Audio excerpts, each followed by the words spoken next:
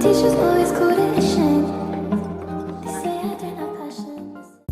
babes, it's your girl Isis. Welcome to my YouTube channel, and today I'll be showing y'all how to achieve this cut crease glam. We are now rolling. This is my brand ambassador Michaela. Y'all will be seeing her a lot on here. Starting off strong with some micellar cleansing water. You always want to make sure you cleanse your client's skin before applying any foundation, concealer, and all that good stuff. This step is very important and ensures that all old, dirt, and oil is removed from the skin surface. Next, I went in with my Fresh Rose Toner. I love this toner. This is my favorite toner. I use this on myself as well. Y'all know how the skin look.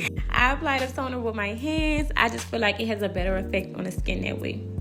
Going in with my Snail Mucin. She has dry skin, so this adds a extra level of hydration. Now, before you use this on your clients, make sure they are not allergic to dust because you don't want any breakouts to happen.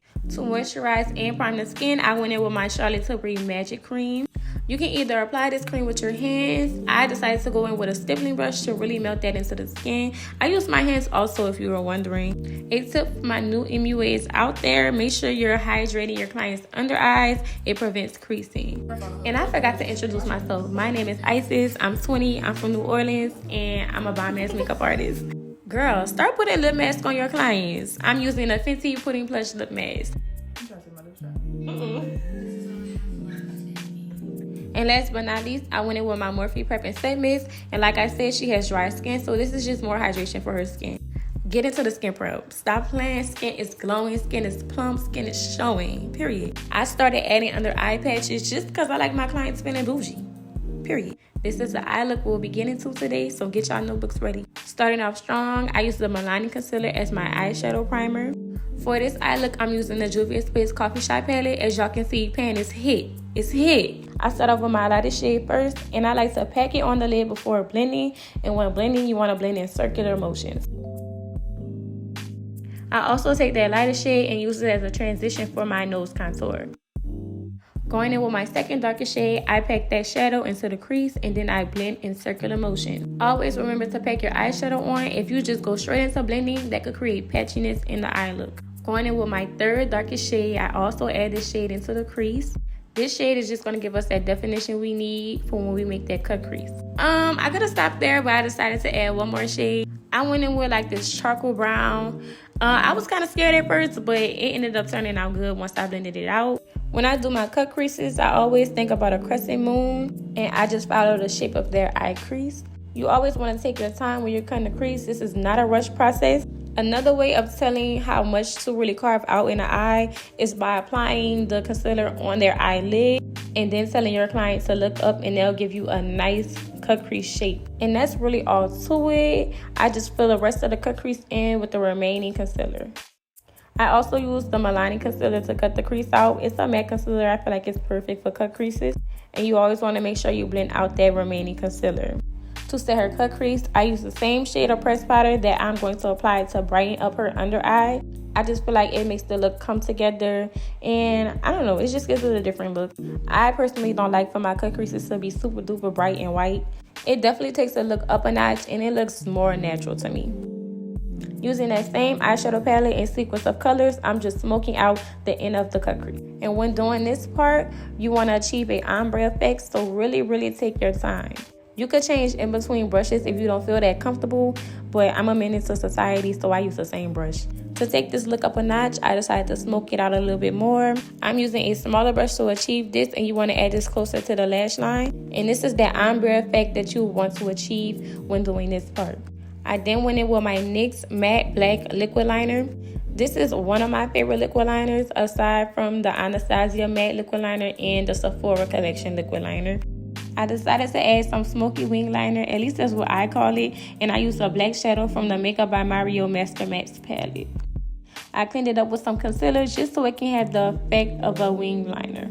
This is definitely one of my favorite looks to do. It just involves so much detail. Going straight into skin, I'm using the NARS Soft Matte Foundation, one of my favorites. I know what y'all about to ask. I thought she has dry skin. That's why we added all of that hydration. This foundation is a secret to that really soft matte look that y'all be trying to achieve. I apply it evenly all over her face before blending. It just controls how much I use.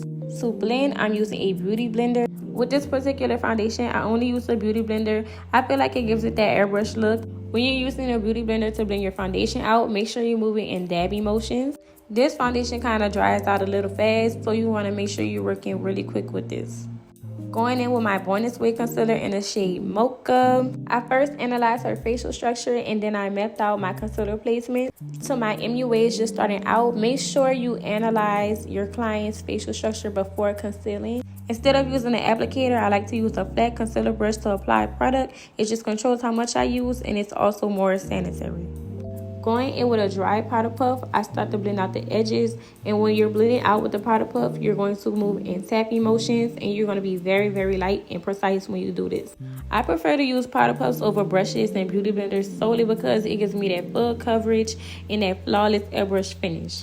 I know y'all see how good this coverage is on this concealer. I pinky promise y'all, once y'all switch to using powder puffs, your makeup application will change, baby. Going in with my Milani concealer in the shade Cool Sand, I'm going to brighten her under eyes just a little bit. I don't like too bright of an under eye. I let my concealer sit for a little bit and I like to move in contour. During the meantime, I'm using a black opal stick in the shade Carab. Whenever I'm contouring cheekbones, I don't like for it to go past the eye. And as a visual representation, this is exactly what I mean. If y'all want a more in-depth tutorial on how to contour, let me know in the comments below. I then went in with Hazelnut from Black Opal as my bronzing shade just because the sun hits the forehead. Blending that contour out with a dense brush, you want to make sure you're using tapping motions when blending out the contour. Take your time when doing this because you don't want to overly blend. I blended out the side of her forehead off camera, but you're just doing the same tapping motions like we did before. Once you're finished blending out your contour and bronzer, it should look like this. Once I'm done contouring the face, I go in with my powder puff again and I blend out the leftover concealer on the nose, and I take the remainder of it that's on a powder puff to retouch any mishap that's on the forehead. Moving on to my favorite part, which is blush placement. I add my cream blush to the highest points of the cheekbone, and I also like to add it a tad bit under the eye. Some people don't prefer to use cream blush, but I honestly feel like it just enhances the look a little more. And the cream blush that I'm using is from the Made by Mitchell Curve case in the shade Sweet Cheeks.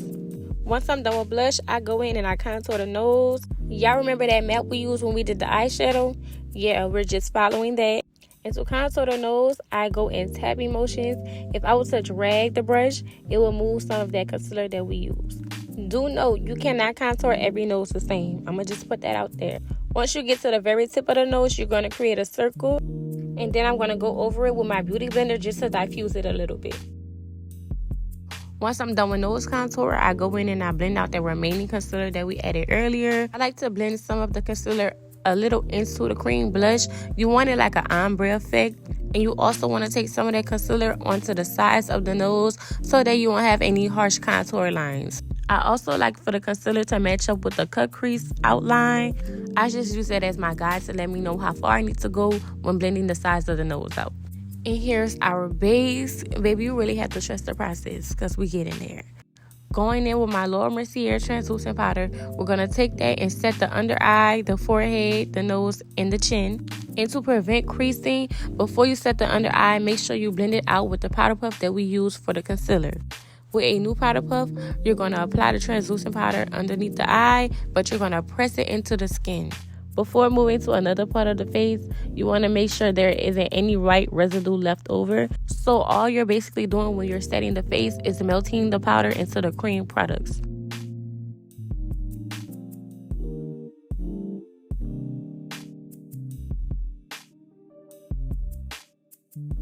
Once you're done setting those highlighted areas, you're going to go back over the face with translucent powder again. This is the key to that really matte base, and this also prevents makeup transfer. Make sure you really work this into the skin because you don't want any white residue left over. Moving on into powder contour. When you're contouring your face, you're basically just going over everything that we cream contoured. So it's basically like you're just tracing everything that you already mapped out. When you're contouring the cheekbones, I only like to use angle brushes for this part because I feel like it hugs the cheek a little better.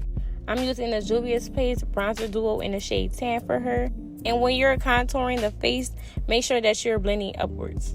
For blush, I'll be using the KO Beauty Blush Palette. I really love this palette. As y'all can tell, I hit pan. I'm going to be taking that peach shade and I'll be putting it on the highest points of her cheekbone. We're basically just going over that same cream blush that we did earlier.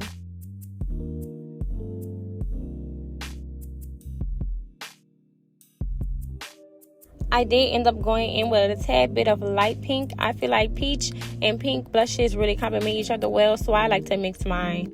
Going in with my Fit Me pressed powder in the shade 330. I'm going to press this under her eye. I told y'all I don't bake. I just go over it with pressed powder. I feel like the finish that it gives me is so airbrushed. You can definitely see a big difference in using a pressed powder. One side is more on the HD and then the other side is more flat. And you're going to add this pressed powder on all the areas that we highlighted earlier. Now, when you're using the pressed powder, you want to make sure it's the same shade as the concealer that you used. Girl, the technique is so tea. I love watching how my glams just unfold. Let's get into these brows, girl. Y'all been asking me for a brow tutorial for the longest. I'm using a Morphe pencil in the shade Chocolate Mousse. I start off by brushing up the eyebrow hairs. Her eyebrows are kind of full, so I'm not going to do too much. So you're going to start off by basically drawing your outline. I like to start off in the middle and then draw my tail. I don't like to start at the front because the front of her eyebrow is already full. So our main focus is just going to be the end of the brow. Once you're done shaping out the bottom, we're going to bring it to the front and then fade it out a little bit with the spoolie. Moving on to the top, you're basically just doing the same thing that you did at the bottom. You're just going to trace the natural eyebrow shape. Doing the eyebrows last is so much more convenient. It really allows you to see how much you need to fill in and how much eyebrow hair that you're working with. I found that doing eyebrows first was a little too time consuming for me. And then I felt like sometimes I would use a little more product than I needed. But let me know what y'all like to do in the comments. Do y'all prefer eyebrows first or eyebrows last?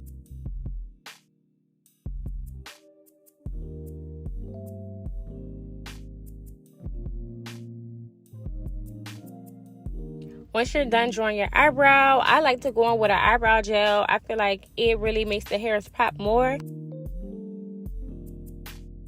Milani is my holy grail for real. I'm using the same shade that I used to highlight her under eye. And now we're just doing some cleanup.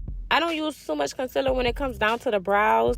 And all you're doing is tracing the natural eyebrow shape. Now you can use any concealer brush when you're concealing the eyebrows last, but I'm using the smallest brush in the Makeup X Ariel Morphe brush collection. When you're blending out the concealer doing the eyebrows last, you want to drag the concealer down. I found that doing that way it blends out smoother. I don't always conceal the top of the brows, but if I need to, then I'll do so. Once I'm done with brows, I just go in and touch up any areas that need fixing. For eyeliner, I'm using my Urban Decay pencil in the shade Whiskey, and I'm just going to glide that on her lower lash line. Now, when you're working with a client that has watery eyes, turn the light away from them because it can be the light sometimes, or tell them to hold their breath and clench their fist. Using that same Juvia's Place Coffee Shop palette, I just smoked her under eye out with a brown. Do y'all prefer to use black or brown eyeliner? I'm a brown eyeliner girl now. I don't know, it just looks more natural to me. For highlighter, I use a Dior highlighter quad. I forgot to take a video of it, but I'll insert a picture of it. Lashes are from Amazon. I'll drop the link in the description. I love these lashes. They are so super cute. Girl, the face is eating. We can honestly just leave it like this. To complement the brown eyeshadow and brown eyeliner, I added some brown mascara. This is such a game changer. Y'all should try this. I use the Essence Lash Princess mascara. I love their whole line of mascaras. They are all bomb. And plus, they are very affordable. For lip liner, I'm using NYX Line Loud in the shades Rubicon and Total Baller. I like to use two lip liners because it gives me more definition. I first use Rubicon as my outline, and then I'm going to take Total Baller and put that just a little bit below Rubicon, and it's going to give me like an ombre effect. Y'all, I am so excited to teach y'all so many more glams. I've been procrastinating on making my YouTube channel for like 2 years now, but I know y'all gonna love it. I have all the tips, tea, and the tricks for y'all. As for lips, I use a Sephora Collection liquid lipstick in the shade Skin Deep. And then I use Killer Cosmetic lip gloss in the shade Kill Me Now. And I went over that with ColourPop lip gloss in the shade Princess Cut. To apply my matte liquid lipsticks, I use a brush. I feel like it gives it a nice application. And then it helps ombre out that lip liner with the lipstick. Using a matte liquid lipstick also ensures longevity for whenever you apply lip gloss on top. Once I'm done diffusing out that matte lipstick with the lip liner, I go on top of the lip liner with my clear gloss. I only add the clear on the outer edges because I don't want it to be too glossy. Once you're done adding your clear, then you can add your nude shade or pink or whatever shade you want to use in the middle. And I'm using a disposable lip wand to apply that gloss.